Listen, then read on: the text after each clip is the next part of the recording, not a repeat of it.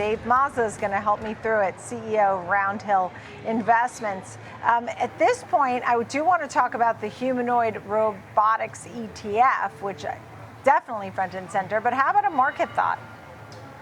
Yeah, well, certainly it feels a lot better about the markets today than we did even a few weeks ago. And it, I think, shows the resiliency, particularly to the tech sector and the AI trade, seeing through a lot of the concerns that are still out there from a macro point of view, whether it was the most recent skirmishes and potential for a larger war in the Middle East, or, of course, questions about sort of what these trade deals are going to be. But at the end of the day, I think what we're seeing is American companies are continuing to kind of power ahead, grow revenue, and enter into new exciting spaces, which has now investors a little bit more excited than they were a few weeks ago. So at this point now, as you're starting to feel a little better and people, the sentiment, I guess, has improved, particularly after the big sell-off we've seen, and the worries, too, about geopolitical issues. Right now, people are in this wait-and-see mode. Let's get to the Humanoid Robotics ETF. Tell me more about this. Yeah, so we view humanoid robotics as the next wave of the AI revolution. So we know really a few years ago, AI kind of has been around, but it first came on the scene, of course, with the introduction of ChatGPT. And now with humanoid robotics coming to bear and companies involved with humanoid robotics, because of the advancements in AI and in the broader tech space, now investors can take advantage of that, which is why we created the Humanoid Robotics ETF, ticker HUMN, for investors to access this space. So HUMN is an actively managed ETF where we provide precise exposure to companies at the tip of the spear of this revolution, which, again, a lot of themes are happening decades in the future. This feels like science fiction. We've, of course, all seen movies about robots and humanoid robots in particular, but these things are actually already in market. In places like China. They're being prototyped in Tesla factories with their Optimus robot. So I think this science fiction is coming a lot closer to reality than people realize. Right, understood. I mean, there are some key names in here, right? Not just Tesla's Optimus. Yeah, no, I think Tesla's Optimus is probably the most well-known to investors today, but there's really a wide range of humanoid robots either in market or coming to market very quickly. And the reason being is that they're all kind of at this present intended to do sort of different types of work. But one of the main reasons why humanoid robotics is projected to be such a large market in coming decades is because it's addressing a few things that are issues. One, we know that there's a labor shortage, particularly in the US, but there's a labor shortage for what's called the 3Ds of work. And that's really where humanoid robotics can excel. And the 3Ds are dull work, dirty work, and dangerous work. So dull work is just sort of maybe stocking a factory shelf over and over and over. Dangerous work, of course, is doing things in high temperatures or with high risk. And dirty work is, cleaning sludge out of something, which is a difficult work to do. And if we can create humanoid robots, and companies are working on this right now, that can do that work and work alongside humans who are doing other tasks, it actually allows for a lot greater productivity. It's hard to say what kind of trajectory this kind of ETF will have because it's such new technology and some of it hasn't even been fully developed just yet. You have other names in there. We mentioned Tesla's Optimus. You also had Boston Dynamics Atlas and Xiaomi's Cyber One. How often will you be getting in here and updating some of the names? I know Morgan Stanley, you talked about the humanoid market, and Morgan Stanley, the $5 trillion runway, that's where they think it could rival the cloud industry by 2050. So they have a big hope here too.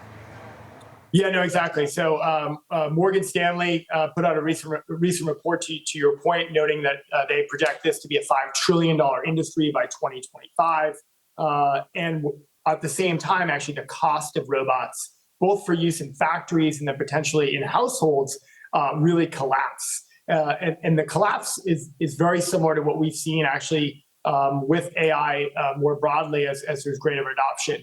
So yeah, investors in this portfolio are going to get access to an actively managed fund managed by Roundhill's Investment Committee, which I am a member of, And the idea is to be able to be dynamic as this space evolves. So we know it's definitely early. This is a cutting edge theme and a cutting edge technology. And that's one of the reasons why we believe active management is actually setting up investors for better success than simply trying to follow an index that may rebalance once a year, twice a year, maybe even quarterly, because these robots are going to emerge very quickly. There's going to be winners and losers, just like we've seen with generative AI.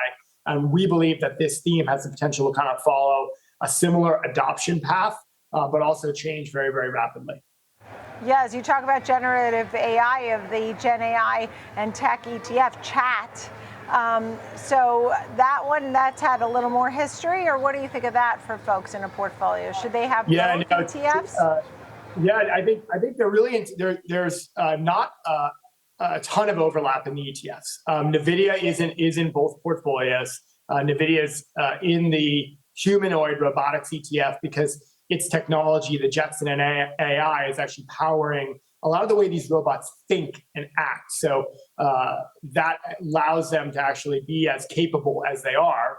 The Chat ETF is focused, again, just on generative AI companies. But that theme's evolved very rapidly. And since we launched that fund, we've seen significant, really, adoption of generative AI. The active management there has really helped it excel relative to broad market benchmarks, outperformed S&P 500, NASDAQ 100 year-to-date, 1 year and a 2 year, and since inception with Chat, because we can add names like a CoreWeave, which we added more recently, which has had unbelievable performance, of course, in a short period of time. We've had NVIDIA in the portfolio, Palantir early. And then actually we own Apple in Chat, but it's been an underweight for good reason, because they're still kind of trying to figure out the AI story. We think they'll get there eventually, but not nearly in the same trajectory as other companies. So the weight in the Chat ETF is significantly lower than you're going to find in indexes. And then just quickly, when we talk about the labor shortage and that AI and these humanoid robots could do the jobs that are dirty or dangerous that Americans don't want to do, that being said, are you worried? There are some folks who think unemployment really could rise a lot because of AI. Where do you think we stand on that? Look, I think some of those concerns are incredibly valid. I think it's scary to wake up to think about that somebody's job is going to be replaced by a chatbot, or now even talking about being replaced by a humanoid robot. However, I think some of those fears are a bit unfounded. Really, what we're seeing, companies that are adopting AI in particular, they're making they're creating greater efficiencies actually for the employee, so that if you learn to use AI and generative AI, you can be a super user and a power user and be that much more productive. So certainly over time, we're going to see the labor market change to adapt to technologies like humanoid robots, or to just simply generative AI and chatbots there. But to me, it's not an either or situation. I think, again, the best companies that are adopting AI are adopting it in ways to make their employees more productive, so that the company overall can be more profitable. All right. Well, it's good to see you, Dave Mazza, CEO of Roundhill Investments. Thanks for joining us on the show. We looked at the Human ETF and also Chat ETF. Thank you.